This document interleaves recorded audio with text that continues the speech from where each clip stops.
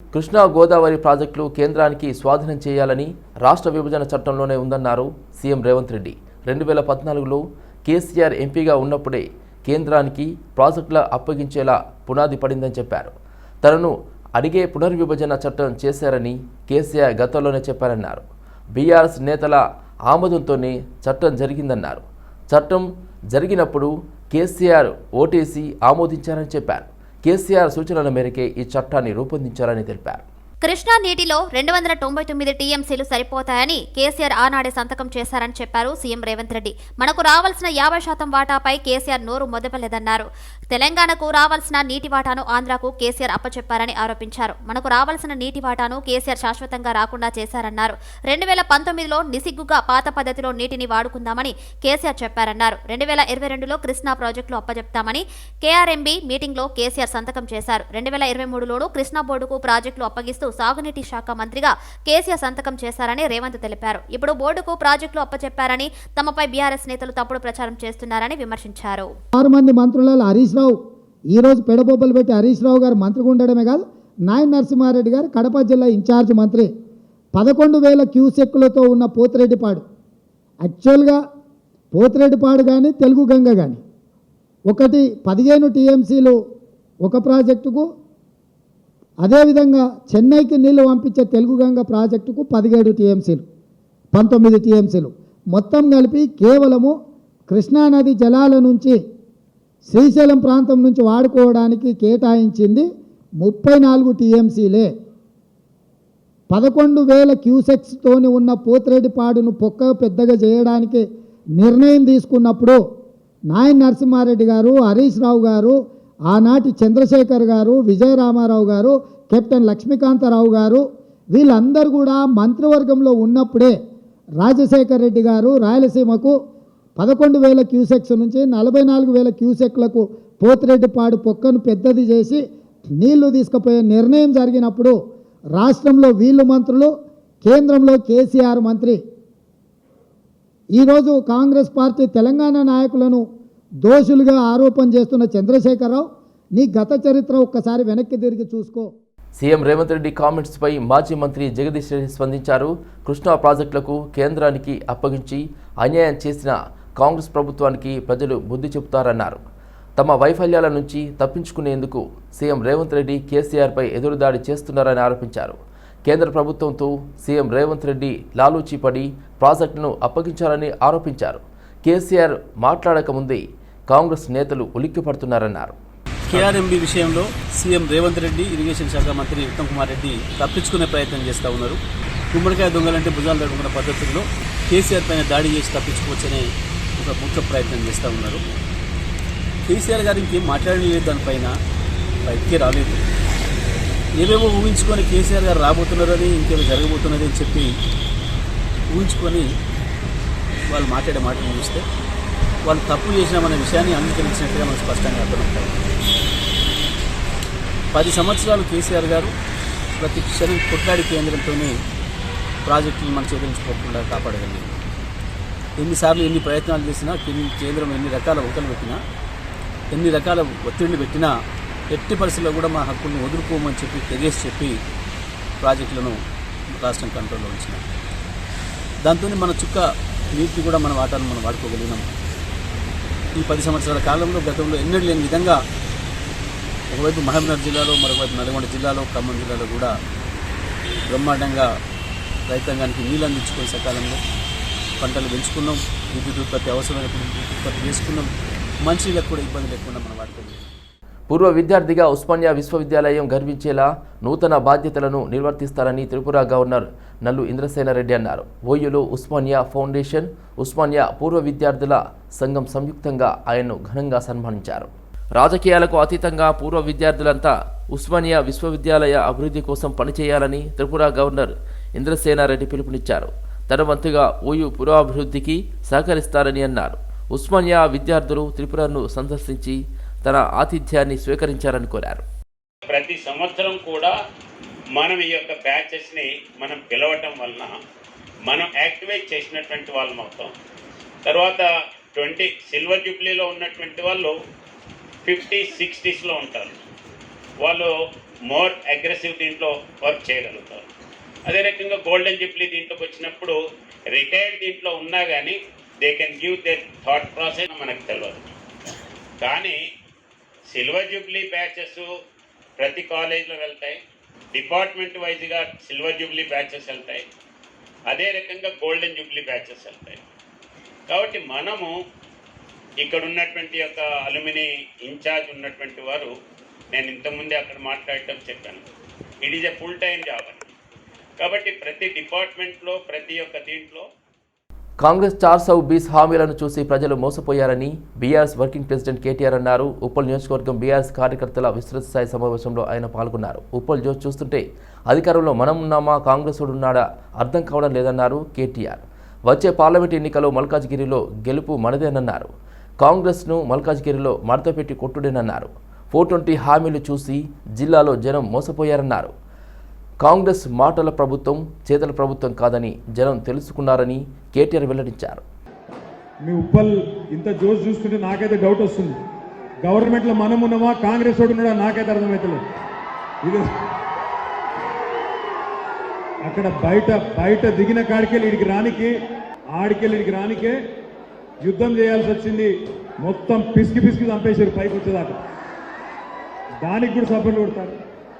మళ్ళా ఇక్కడ కూర్చుంటే నాకైతే అనిపిస్తున్నది, ఉప్పల్ నియోజకవర్గానికి వచ్చి పొద్దున్నుంచి సాయంత్రం దాకా మొత్తం సెల్ఫీలు దిగేందుకు ఒక ప్రత్యేకమైన ప్రోగ్రాం పెట్టుకుంటే చాలా బాగుంటుంది అనిపిస్తున్నది. ఎందుకంటే మీటింగ్ ఇంట్రెస్ట్ ఎవరికి లేదు, మీకు మీటింగ్ ఇంట్రెస్ట్ లేదు.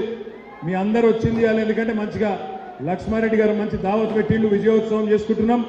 ఎట్లాగో పార్లమెంట్లో కూడా మల్కాజ్గిరి మడత పెట్టి కొడతాం, కాంగ్రెస్ను తప్పకుండా కొడతాం. దానికోసం కూడా ముందే ఇంతజాం. కొంతమంది పాపం సోదరులు సోదరిమణులు కాంగ్రెస్ పార్టీ చెప్పిన 420 హామీలు, వాళ్ళు ఇచ్చిన 420 మాటలు అవన్నీ నమ్మి కొంతమంది మోసపోయింది. కానీ ఆ మోసపోయిన వాళ్ళు కూడా ఇప్పుడే తెలుసుకుంటున్నారు, ఈ ప్రభుత్వం మాటల ప్రభుత్వం మాత్రమే, చేతల ప్రభుత్వం కాదు, కేవలం బిల్డప్లు ఇచ్చుకునే ప్రభుత్వమే అనే మాట అర్థమవుతా ఉన్నది. హైదరాబాద్లోని తాజ్ డెక్కన్ వేదికగా ఈ ఏడాది జూన్ 4 నుంచి 6 వరకు జరగనున్న గ్లోబల్ రైస్ సమ్మిట్ బ్రోచర్ను వ్యవసాయ శాఖ మంత్రి తుమ్మల నాగేశ్వరరావు ఆవిష్కరించారు. రేషన్ ద్వారా ఇస్తున్న బియ్యం పెద్దగా ఎవరు వాడడం లేదని, ఎగుమతులకు సంబంధించిన రైస్ పాలసీ మీద పునరాలోచన చేయాలని కోరారు. భారత్ రైస్ 29 రూపాయలకే కేజీ అనేది హాస్యాస్పదంగా ఉందని, 29 రూపాయలకే సన్న బియ్యం అందిస్తే హర్షణీయమని అన్నారు. ఉచితంగా పంపిణీ చేసే బియ్యాన్ని భారత్ రైస్ పేరిట 29 కేజీ అందిస్తే ఎలా అని ప్రశ్నించారు.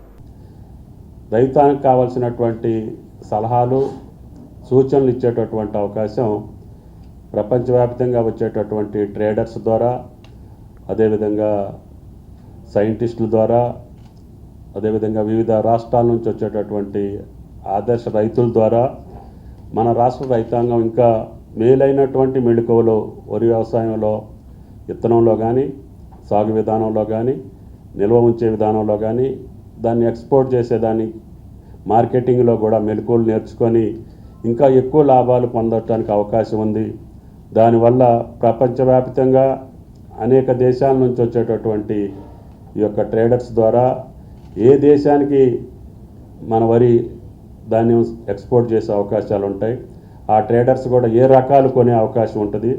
ఆ రకాలని మనం ఉత్పత్తి చేయడానికి మనకు కావలసినటువంటి వెసులుబాటు ఏ రకంగా మనం చేసుకోవాలి అనేటటువంటి అంశాలన్నింటినీ కూడా పరిశీలించి ఈ యొక్క సమ్మిట్లో రేపు జరగబోయేటటువంటి జూన్ 4 నుంచి 6వ తారీఖు వరకు జరుగుతున్నటువంటి సమ్మిట్ తెలంగాణ రాష్ట్ర రైతాంగానికే కాకుండా భారత రైతాంగానికి ఉపయోగపడుతుందనే ఉద్దేశంతో మన రాష్ట్ర ప్రభుత్వం ఈ సమ్మిట్ని నిర్వహించడానికి. పార్లమెంటు ఎన్నికలు సమీపిస్తుండటంతో మల్కాజ్గిరి పార్లమెంట్ సెగ్మెంట్లో ఎల్బీ నగర్ నియోజకవర్గంలో బీఆర్ఎస్ పార్టీ కార్యకర్తల విస్తృత స్థాయి సమావేశం జరిగింది. ఈ కార్యక్రమానికి ముఖ్య అతిథులుగా మాజీ మంత్రి ఎమ్మెల్యే హరీష్ రావు, స్థానిక ఎమ్మెల్యే సుధీర్ రెడ్డి, ఎమ్మెల్సీ దయానంద్ పాల్గొన్నారు. కాంగ్రెస్ ప్రభుత్వంపై హరీష్ రావు నిప్పులు చెరిగారు. గ్రామీణ ప్రాంతాల్లో 2 లక్షల రుణమాఫీ పేరుతో 6 గ్యారంటీల పథకాలను చెప్పి ప్రజలను మోసం చేసి అధికారంలోకి రావడం జరిగిందన్నారు. ఫిబ్రవరి 1న గ్రూప్స్ ఉద్యోగాలు వేస్తామని, నిరుద్యోగులను కూడా మోసం చేస్తారని కాంగ్రెస్ ప్రభుత్వం ప్రజలకు ఇచ్చిన మాటలు నిజమైతే ఈ పార్లమెంటు ఎన్నికలలోపు హామీలు పూర్తి చేయాలని డిమాండ్ చేశారు. కేవలం ప్రగతి భవన్ 150 బెడ్రూమ్లు ఉన్నాయి, స్విమ్మింగ్ పూల్ ఉన్నది, ఇట్లా కట్టిండు అట్లా కట్టిండు అని ఆలోచన మీద గుర్తుంది. మొన్న నేను అసెంబ్లీలో పట్టుకుని గట్టిగా అడిగాను, అయ్యా ఉప ముఖ్యమంత్రి గారు ఇప్పుడు నువ్వే ప్రగతి భవన్ ఉంటున్నావు కదా, ఇప్పుడు చెప్పవే ప్రతి బెడ్రూమ్లు ఉన్నాయో ప్రజలకు సమాధానం చెప్పు, ఈ అసెంబ్లీ వేదిక నేను అడుగుతున్నాను. చేసుకొని అవుతున్నాడు. మరి చెప్పాలి కదా, చెప్పాలి కదా స్విమ్మింగ్ పూల్ ఉంది అంటే ఎన్ని దుష్ప్రచారాలు చేసిందంటే బట్టగా చేసి రాజకీయాలు బాధ కలిగేది ఏంటంటే ఇప్పుడు ప్రతిపక్షంలో ఉన్నప్పుడు అంటే అబద్ధాలు ఆడతారు, ఏదో గెలవాలని మాట్లాడతారు, కానీ మీరు అధికారంలోకి వచ్చిన కూడా అబద్ధాలు. కనీసం మిమ్మల్ని ఏమంటున్నా ఇలా గెలిచేది ఏదో ప్రజలు మిమ్మల్ని అన్ని ఓట్లు వేసేది నిజాయితీగా పాటించి ప్రజలకు ఇచ్చిన మాట పెట్టుకోండి, అది ఇలా చేతకాని పరిస్థితి ఇలా కాంగ్రెస్ పార్టీ వాళ్ళకి అర్థమైపోయింది. మేము ఇక ఇది ఇచ్చేటట్లేము మాకు కాదు అని వాళ్ళకి అర్థమైంది. అందుకే ఈ మధ్య కొత్త డ్రామా స్టార్ట్ చేసేసి ఏంటి నిన్న 17 ఎంపీలు గెలిస్తే రాహుల్ గాంధీ ప్రధానమంత్రి అయితే మేము ఈ 6 గ్యారెంటీలు అమలు చేస్తాం. బంజారాహిల్స్ ఎమ్మెల్యే కాలనీలో మీట్ ద గ్రీట్లో కేంద్ర మంత్రి కిషన్ రెడ్డి పాల్గొన్నారు. రామ జన్మభూమి విషయంలో ముస్లింలు కూడా వ్యతిరేకించలేదని అన్నారు. నోట్ల రద్దుపై మన దగ్గర విమర్శలు చేశారు, కానీ పక్క దేశమైన పాకిస్తాన్లో కూడా నోట్ల రద్దు చేసేందుకు యత్నాలు జరుగుతున్నాయన్నారు. రాష్ట్ర ప్రభుత్వానికి అభివృద్ధి విషయంలో ఎన్ని లేఖలు రాసినా ఒక్కసారి కూడా కనీసం రిప్లై కూడా ఇవ్వలేదని మండిపడ్డారు. 2047 విజన్తో మోడీ పనిచేస్తున్నారని తెలిపారు. దేశంలో గత 10 ఏళ్లలో ఒక్కటంటే ఒక్క ఉగ్రవాద ఘటన జరగలేదని చెప్పారు. ఓట్ల కోసం పథకాల పేరుతో డబ్బులు పంచుకుంటూ పోతే దేశం అభివృద్ధి చెందిందన్నారు. వెల్ఫేర్ స్కీమ్ ని తాము వ్యతిరేకించడం లేదని స్పష్టం చేశారు. నరేంద్ర మోడీ గారి నాయకత్వంలో దేశ ప్రజలందరూ కూడా తల ఎత్తుకుని తిరిగే విధంగా మన దేశంలోనే కాదు ప్రపంచంలో కూడా మన దేశానికి గౌరవాన్ని పెంచేటువంటి ప్రయత్నం చేసిన విషయం మీకు అందరికీ ప్రత్యేకంగా చెప్పాల్సిన అవసరం లేదు. మీరందరూ ప్రతిరోజు చూస్తున్నారు, ప్రతిరోజు వింటున్నారు, చదువుతున్నారు. కాబట్టి అన్ని రంగాలలో కూడా అద్భుతమైనటువంటి మార్పు ఈ దేశంలో వచ్చింది.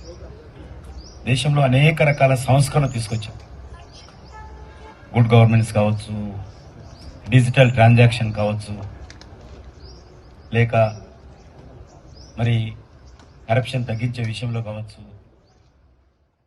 బీహార్కు చెందిన కాంగ్రెస్ ఎమ్మెల్యేలు హైదరాబాద్కు చేరుకున్నారు. ప్రత్యేక విమానంలో 22 మంది ఎమ్మెల్యేలు హైదరాబాద్కు వచ్చారు. బీహార్ రాష్ట్రానికి చెందిన 22 మంది కాంగ్రెస్ పార్టీ ఎమ్మెల్యేలు ప్రత్యేక విమానాల్లో హైదరాబాద్కు వచ్చారు.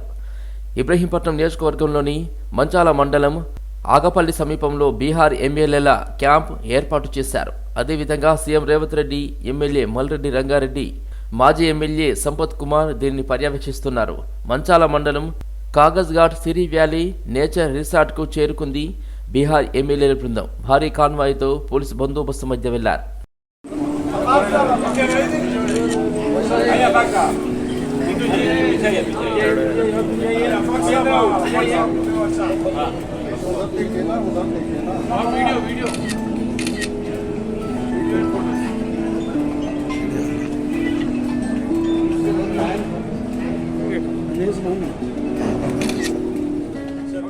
ప్రపంచాన్ని పట్టిపీడిస్తున్న మహమ్మారి క్యాన్సర్ అని, మనోధైర్యమే దానికి మందు అని, క్యాన్సర్ బాధితులకు ప్రతి ఒక్కరూ చేయూత ఇవ్వాల్సిన అవసరం ఎంతైనా ఉందని ప్రముఖ ఆధ్యాత్మికవేత్త శ్రీ చినజీయ స్వామి అన్నారు.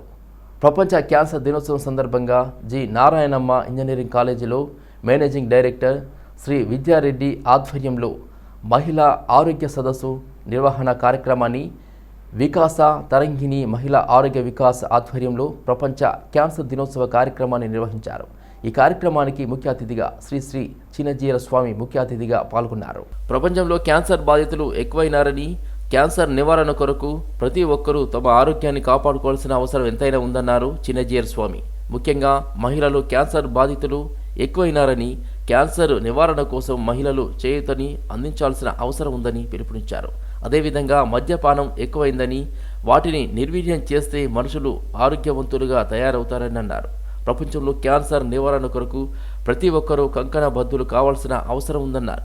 క్యాన్సర్ రహిత సమాజాన్ని నిర్మూలించడం ప్రతి ఒక్కరూ తోడ్పాటు అందించాల్సిన అవసరం ఎంతైనా ఉందని చిన్నజీర స్వామి పేర్కొన్నారు. కార్యక్రమంలో కళాశాల అధ్యాపకులు, విద్యార్థులు పెద్ద ఎత్తున పాల్గొన్నారు. a publicity stunt. Organizations, they conduct the camp, all the press people come, take photographs, and there the whole thing is ended. No follow-up. We thought that's not the case, that should not be the case. We started in Karimnagar district in 86, focusing on one area. All the doctors as a team should go to that area, work with those people at least for 6 months, one camp a month, so that at least we can understand the status of that specific place, what a kind of disease is spreading in that area, and what a kind of care they are providing to address them. We did it for almost 6 years in those areas. క్యాన్సర్కు vaccine రూపొందించి మహమ్మారిని తరిమికొట్టాలని వక్తలు పిలుపునిచ్చారు. Expo గెలాక్సియా ఆధ్వర్యంలో the good act 2024 పేరుతో హైటెక్స్లో క్యాన్సర్పై అవగాహన కల్పిస్తూ వాగ్దాన్ నిర్వహించారు. ఈ కార్యక్రమంలో ప్రముఖ డాక్టర్లు, వివిధ ఎంఎన్సి కంపెనీల ఐటీ ఉద్యోగులు, టెలికాం ఉద్యోగులు, స్వచ్ఛంద సంస్థల ప్రతినిధులు పాల్గొన్నారు. క్యాన్సర్ను ప్రాథమిక స్థాయిలో గుర్తించడమే కీలకమని పేర్కొన్నారు Telangana felicity management council doctor Chinnamreddy. Doctor Usha క్యాన్సర్ను నిర్మూలించడమే కాకుండా వ్యాధి బారిన పడిన వారికి ఆత్మస్థైర్యం కల్పించాలన్నారు. ప్రపంచవ్యాప్తంగా క్యాన్సర్పై యుద్ధం ప్రకటించి వ్యతిరేకంగా పోరాటం చేయాల్సిన అవసరం ఉందన్నారు. ఈ కార్యక్రమంలో ఎక్స్పో గెలాక్సియా ప్రతినిధులు రేఖా ముఖర్జీ, బెంగాలేస్ ప్రతినిధి Partha Pratim Mallick, Raman, world Telugu IT cell council ప్రతినిధులు Madala Satyanarayana, diplomatic club doctor Usha, వివిధ ఐటీ కంపెనీల ప్రతినిధులు తదితరులు పాల్గొన్నారు. ఇప్పుడు మనకు వాకథాన్ జరిగింది 5 కిలోమీటర్స్. దీనికి మన గెస్ట్ చాలామంది వచ్చారు. సో టీఎంఎఫ్సి నుంచి సత్య గారు వచ్చారు, అలాగే మిస్టర్ చిన్నం రెడ్డి గారు వచ్చారు నిథం నుండి, సో డాక్టర్ ఉషా గారు వచ్చారు. సో వీళ్ళందరూ వచ్చి మనం చక్కగా వాకథాన్ మార్నింగ్ ఒక 5:30 AM స్టార్ట్ చేసాము. చక్కగా మనం 5 కిలోమీటర్స్ హైటెక్స్ ఎగ్జిబిషన్ సెంటర్ నుంచి మనం హైటెక్స్ చార్మినార్ వరకు వెళ్ళి మళ్ళీ అక్కడి నుంచి మనం రిటర్న్ వచ్చాము.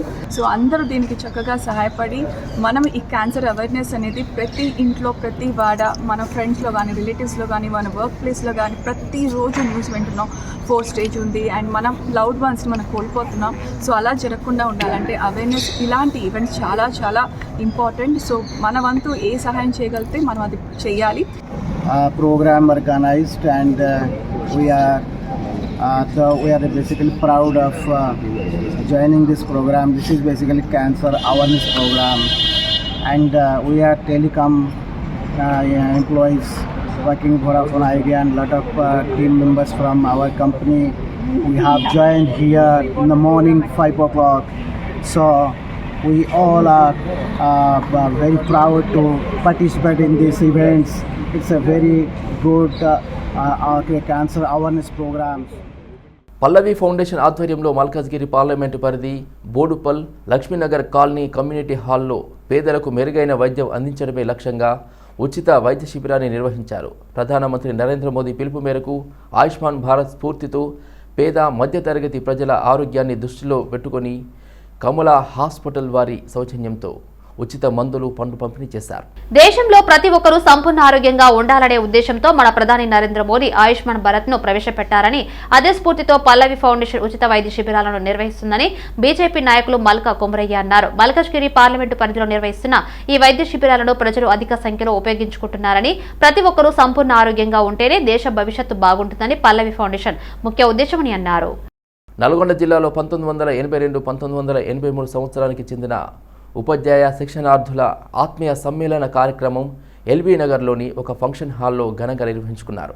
40 సంవత్సరాల తర్వాత ఈరోజు ఇలా కలుసుకోవడం చాలా సంతోషంగా ఉందన్నారు. చాలా వరకు ఒకరిని ఒకరు గుర్తుపట్టలేనంతగా మారిపోయారని తెలిపారు. తమ విద్యార్థి దశ నాటి జ్ఞాపకాలను గుర్తు చేసుకున్నారు. ఆనాటి గురువులని ఘనంగా పాదాభివందనం చేసి సన్మానించడం జరిగింది. సుమారు 150 మంది ఉన్న ఈ బ్యాచ్ లో చాలా మంది ప్రభుత్వ శాఖల్లో వివిధ హోదాల్లో ఉన్నామని తెలిపారు.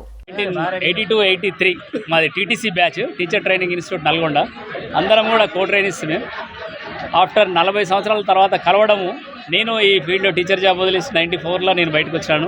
ఎక్సైజ్ డిపార్ట్మెంట్లో ఇప్పుడు మీ అందరికీ తెలుసు సర్వనార్ ఎక్సైజ్ సూపరింటెండెంట్గా చేస్తున్నాను. సో ఇన్నేళ్ల తర్వాత మా మిత్రులను కలవడం అనేది చాలా ఆనందదాయకరంగా ఉంది. అసలు చాలామందిని గుర్తుపడతలేము మేము, వాళ్ళు ఎవరో మాకు అర్థం కాదు, మేము ఇంట్రడ్యూస్ చేసుకోవాల్సి వస్తుంది. చాలా సంతోషదాయకమైన వాతావరణం.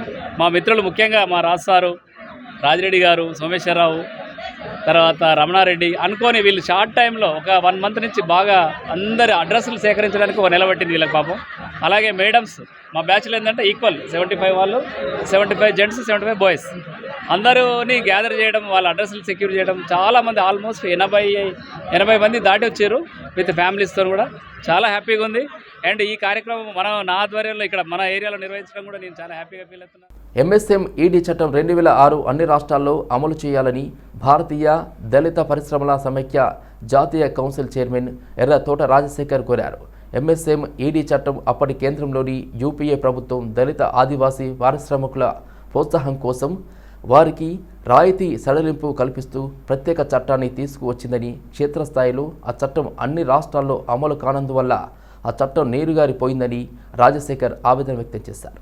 దోమలగూడలోని భారతీయ దళిత పరిశ్రమ సమైక్య జాతీయ కార్యాలయంలో ఏర్పాటు చేసిన విలేకరుల సమావేశంలో ఈ సందర్భంగా కౌన్సిల్ తెలంగాణ రాష్ట్ర చాప్టర్ అధ్యక్షులు నిరుడు రాజు, తెలంగాణ చీఫ్ మెంటల్ అబ్దుల్ లక్ష్మణ్తో కలిసి ఆయన మాట్లాడారు. తెలంగాణలో గత 10 ఏళ్లు బీఆర్ఎస్ ప్రభుత్వం దళిత పారిశ్రామికవేత్తలకు రావాల్సిన రాయితీలు ఇవ్వకుండా ఇతర డిపార్ట్మెంట్లకు మళ్లించారని ఆవేదన వ్యక్తం చేశారు.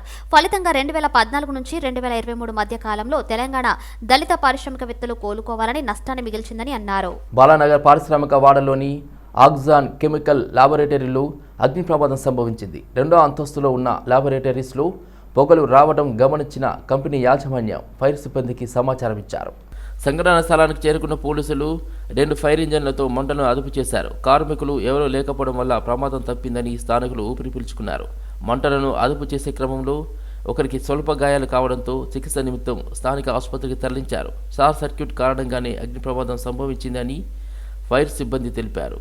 ఆస్తి నష్టం ఎంత మేరకు జరిగింది అనే దానిపై కేసు నమోదు చేసి విచారణ జరుపుతున్నామని పోలీసులు తెలిపారు. ఎగ్జాన్ ల్యాబొరేటరీస్లో ఫైర్ అవుతున్న ఇన్ఫర్మేషన్ తెలుసుకొని వెంటనే మనం రావడం జరిగింది. మెయిన్గా ల్యాబొరేటరీస్ కదా కెమికల్స్ ఉన్నాయి, ఎగ్జాన్ కెమికల్స్ ఉన్నాయి. కెమికల్స్ మనం ఫోమ్తో మొత్తం ఆర్పేసాము. ఒక వెహికల్ సరిపోలేదు, 2వ వెహికల్ జీడిమెట్ల నుంచి కూడా వచ్చింది. వితిన్ 45 to 1 అవర్లో మనం క్లోజ్ చేసాం. 45 minutes to 1 అవర్లో క్లోజ్ అయిపోయింది ఫైర్. తక్కువ కెమికల్స్ ఉండడం వల్ల స్టోరేజ్లో ఫైర్ తొందరగా అదుపులోకి రావడం జరిగింది. ఎవరికి పెద్దగా ఇంజురీస్ కూడా ఏం జరగలేదు.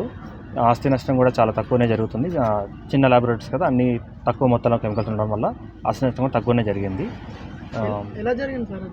షార్ట్ సర్క్యూట్ వల్ల అనుకుంటున్నాం బేసిక్గా ఇనిషియల్ ఇన్వెస్టిగేషన్లో. ఫర్దర్గా ఏముంటే అప్డేట్ చేస్తాం. ఫైర్ అయినప్పుడు ఎవరైనా ఉన్నారా సార్? వాళ్ళ ఓనర్ వాళ్ళు ఉన్నట్టున్నారు. వాళ్ళ నుంచి కాల్ వచ్చింది మాకు, శ్రీనివాస్ అని ఓనర్.